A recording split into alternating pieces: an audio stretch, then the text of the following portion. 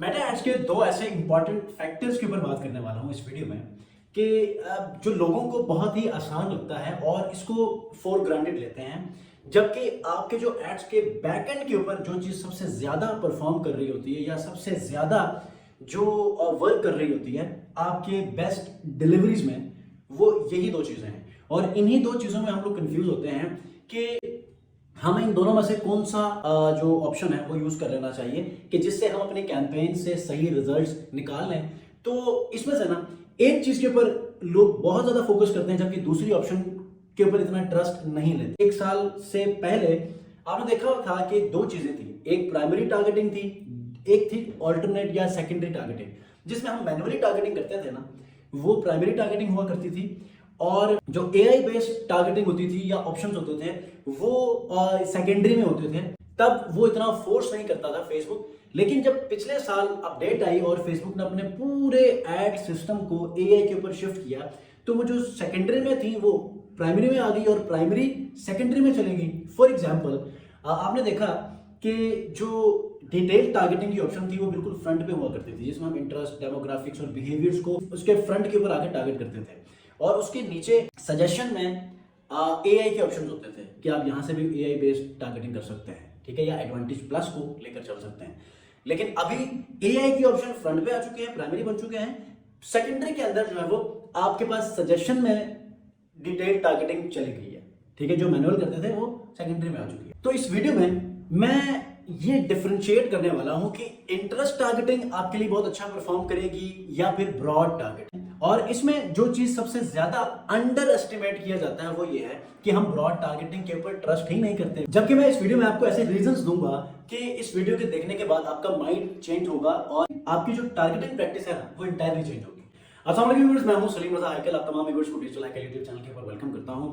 दोस्तों, जो चीजें मैं आपको मेटा एड्स के हवाले से, गूगल एड्स के हवाले से आपके साथ शेयर करता हूं, वो मैंने कहीं से सुनी नहीं होती, बल्कि वही चीजें जो मैं ऑब्जर्व कर रहा होता हूँ ड्यूरिंग मेकिंग कैंपेन, या फिर स्ट्रेटेजी जब हम बनाते हैं, या जो कैंपेन हम लोग बनाते हैं तो उसके स्टैट्स के ऊपर जब हम एनालाइज करते हैं, उसका ओवरऑल डीप रिसर्च करते हैं, तो जो चीजें हम ऑब्जर्व करते हैं वही चीजें आपको बता रहे होते हैं। और ये जो ऑब्जर्वेशन है ना, ये कैंपेन के ऊपर से ऑब्जर्वेशन जो हमने एक कलेक्ट किया है, उस ऑब्जर्वेशन को आपके ऑब्जर्वेशन के साथ मैं लिंक करने वाला हूं, जिसमें ये भी प्रूव करूंगा कि आया जो स्टैट्स मुझे फेसबुक की कैंपेन दिखा रही है वो सही है या फिर आपकी ऑब्जर्वेशन सही है, कि जिसमें आप ये समझते हैं कि आया हमें इंटरेस्ट बेस्ड टारगेटिंग कर लेनी चाहिए या ब्रॉड वे टारगेटिंग कर लेनी चाहिए। ठीक है, तो सबसे पहले देखिए, बस चैनल में नए हैं, चैनल को जरूर सब्सक्राइब कीजिएगा, और साथ साथ अगर नहीं करना चाहते हैं तो इस वीडियो को आपने जरूर लाइक करना है, क्योंकि ये जो चीज मैं आपसे शेयर करने वाला हूँ ये बिगिनर को भी चाहिए, ये प्रोफेशनल को भी चाहिए जो कि फॉर ग्रांटेड रहता है। ठीक है, तो लाइक जरूर कीजिएगा ताकि इसके रीच बढ़े, तो मैक्सिमम लोग देख सकें और इससे मुझे भी मोटिवेशन मिलेगी। ठीक है, सबसे पहले दो तीन चीजें हैं, दो तीन चीजों में जो अहम चीज है वो है, मैं आज आपको इमेज रिकॉग्निशन के बारे में बताने वाला। हम ये समझते हैं कि प्राइमरी टेक्स्ट, सेकेंडरी टेक्स्ट या हेडलाइंस या फिर विजुअल्स के ऊपर जो टेक्स्ट होता है वो, और वीडियोस में जो टेक्स्ट होता है वो, या उसमें जो बोला जाता है वो, वही चीज जज करता है फेसबुक का सिस्टम, और उसी के हवाले से अपनी डिस्ट्रीब्यूशन को फिक्स करता है या डिस्ट्रीब्यूशन को फाइनल करता है। ठीक है, तो हम ये समझते हैं, जो अगर मोटा मोटा हम देख लें तो ठीक है। लेकिन अगर मैं इंटरेस्ट बेस्ड टारगेटिंग और ब्रॉड टारगेटिंग को समझाने की कोशिश कर रहा हूं, लेकिन अब नया जब सिस्टम आया ना फेसबुक का, और पर्टिकुलरली मैं बात कर रहा हूं जब एंड्रोमेडा का जो सिस्टम लॉन्च हुआ है कुछ ही महीने पहले, तो उसके बाद ये जो साइकिल है ना ये बिल्कुल ही चेंज हो चुकी हुई है। ठीक है, मैं इसकी एक रीजन बताता हूं। देखें, पहले फेसबुक ब्रॉडवे टारगेटिंग को इतना जो है वो इंकरेज नहीं करता था। वो कहता था यार अपनी जो टारगेटिंग है ना उसको बिहेवियरल, इंटरेस्ट बेस्ड टारगेटिंग या demographic based targeting, age, gender based targeting, इनके ऊपर वो कहता था करो। क्यों? क्योंकि उसने अपने डाटा सिस्टम को उस तरह से ट्रेन करना था। अब जब उसके बाद डाटा सारा आ चुका है ना, तो वो कहता है कि यार भाई आप ओपन टारगेटिंग करो, ब्रॉड टारगेटिंग करो, हमारे पास डाटा पड़ा हुआ है, हमारे पास सारी चीजों में डाटा पड़ा हुआ है, हम आपको डिलीवरी करेंगे ऑप्टिमाइज मैनर में, और मोस्ट सुटेबल एड को हम उस सुटेबल पर्सन को राइट टाइम में दिखा देंगे। इमेज जो रिकग्निशन की जो ऑप्शन है ना उसमें ये होता है कि इमेज के अंदर हर एक चीज को फेसबुक का सिस्टम ट्रैक करता है। अब एक फैक्टर नहीं है कि जिसकी वजह से ये डिलीवरीज करें, ठीक है। आपने देख लिया कि जो डेमोग्राफिक इंटरेस्ट और बिहेवियर अब वो सेकेंडरी में चले गए हैं। सजेशन में वो डिटेल टारगेटिंग की ऑप्शन लेता है, सजेशन के तौर पे आप सजेस्ट कर सकते हैं, वरना डिलीवरीज हमारी हैंड ओवर है। और इसीलिए आप क्रिएटिव के ऊपर सबसे ज्यादा फोकस करते हैं। आपको क्रिएटिव अच्छा होना चाहिए। अगर क्रिएटिव डाइवर्सिफिकेशन में आप मल्टीपल फनल के हिसाब से अपने क्रिएटिव्स को अपलोड कर रहे हैं, तो फेसबुक का सिस्टम आपको खुद ही उस ऐड को उस रिक्वायर्ड या रेलेवेंट पर्सन तक दिखाएगा, ठीक है। अब यहां पर ना कौन कौन सी चीजें सही होनी चाहिए कि जिसमें ब्रॉड टारगेटिंग के अंदर आपका जो ऐड है वो राइट पर्सन तक चला जाए।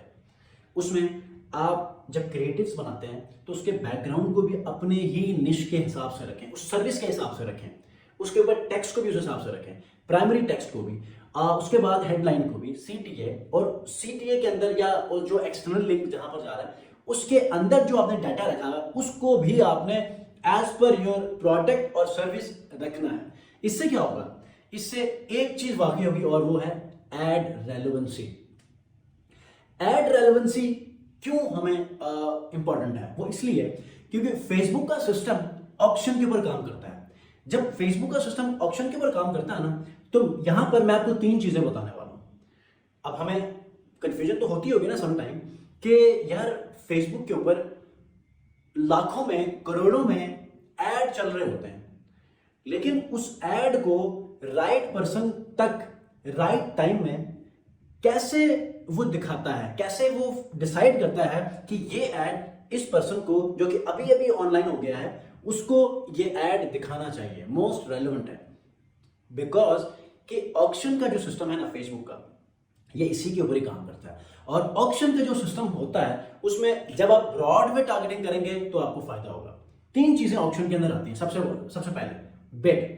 बिडिंग में एक नॉर्मल जो बिड आप जो आपने नॉर्मल जो बिडिंग की है ना, जो बजट, उसके हिसाब से आपका ऐड लोगों तक दिखाना शुरू करेगा। जो दूसरा है वो ये है कि एस्टिमेटेड एक्शन रेट जो होता है ना, वो उसके हिसाब से डिसाइड करता है। एस्टिमेटेड एक्शन रेट का मतलब ये होता है कि जो ऐड आपने किसी पर्सन को दिखाया तो उस ऐड के ऊपर उस पर्सन की एंगेजमेंट या उसके ऊपर कन्वर्जन के जो चांसेस हैं वो कितना परसेंट है, और वो उस हिसाब से डिसाइड करता है कि इस ऐड को रैंक किया जाए। जो तीसरा फैक्टर है वो ये है कि ऐड की क्वालिटी कितनी है। ऐड क्वालिटी में आपको बहुत सारी चीजें जो वो काउंट करती है, बहुत फैक्टर्स हैं कि जिसकी वजह से ऐड क्वालिटी को डिफाइन किया जाता है। इसके अंदर पॉलिसीज भी आती हैं, इसके अंदर उस प्रोडक्ट या सर्विस के हिसाब से रेलेवेंसी भी आती है, फिर जाकर ये चीज डिसाइड होती है। अब ये 3 चीजें आपको समझ आ चुकी हैं, ठीक है। अब यहां पर जब ऑक्शन बेस्ड टारगेटिंग होती है तो मोस्ट रेलेवेंट पर्सन को रेलेवेंट एड्स रेलेवेंट टाइम में दिखाया जाता है, और फिर उसी के हिसाब से ही फेसबुक अपने टारगेट्स को सेट करता है। फेसबुक को कैसे पता चलेगा कि अभी भी ये जो पर्सन ऑनलाइन हुआ ना, इसको कौन सा ऐड दिखाना है, ठीक है।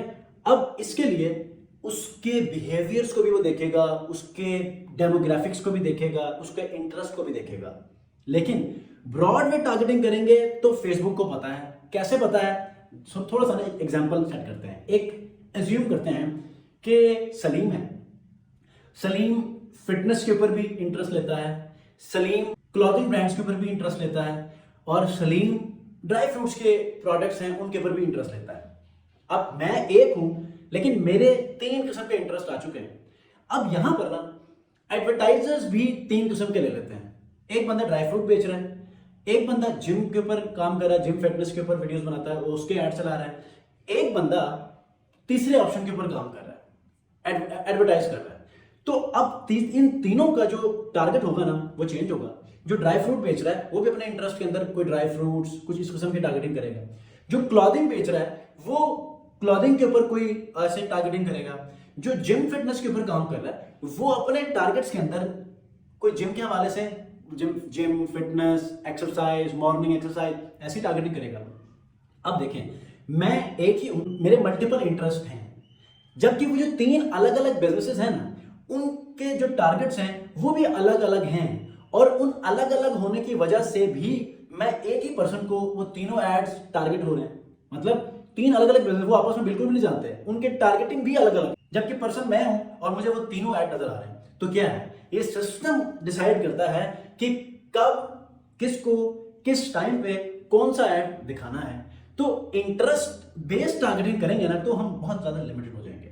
ब्रॉड में टारगेटिंग करेंगे तो फेसबुक अपने उस डाटा सिस्टम से, उस स्पेसिफिक डाटा के हिसाब से, हिस्ट्री के हिसाब से, एड रेलेवेंसी के हिसाब से, और आपका जो कंटेंट, जो क्रिएटिव आपने पब्लिश किया है उसके हिसाब से आपको राइट एड दिखाएगा। और उसके बाद फिर आप उसको कन्वर्ट करना चाहें कर लें। ऑप्शन में 3 चीजें बताई है ना, बिडिंग, एक्शन रेट और उसके बाद क्वालिटी। इन तीनों चीजों को पास करने के बाद आपको राइट एड नजर आ जाएगा। आप उसको कन्वर्ट करें, जो मर्जी करें कर लें। एड रेलेवेंसी के अंदर और नई 3 चीजें हैं जिसके अंदर हम क्वालिटी रैंकिंग देखते हैं, कन्वर्जन रेट रैंकिंग देखते हैं, उसके बाद एंगेजमेंट रेट रैंकिंग देखते हैं। लेकिन ये इतना नहीं होता। लेकिन एड रेलेवेंसी के अंदर आपकी टारगेटिंग, राइट टारगेटिंग के लिए वो चीजें एनालाइज होती हैं और उसके हिसाब से कुछ टारगेटिंग भी सेट होती है। ठीक है, अब बात करते हैं जो हम एस्टिमेटेड एक्शन रेट जो होता है ना, वो कैसे डिफाइन होता है। ऑप्शन के अंदर ये दूसरा ऑप्शन मैंने आपसे डिस्कस किया था, एस्टिमेटेड एक्शन रेट।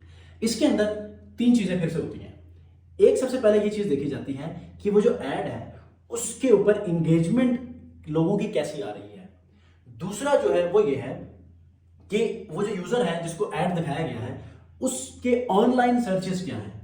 जो तीसरा फैक्टर है वो ये है, जो एड हमने दिखाया है उसने कोई परचेज की थी या कोई लीड सबमिट की थी तो वो कैसे की थी, किस कैटेगरी में की थी, और इसी की वजह से ही उसका एस्टिमेटेड एक्शन रेट डिफाइन होता है और फिर उसकी रैंकिंग सेट होती है।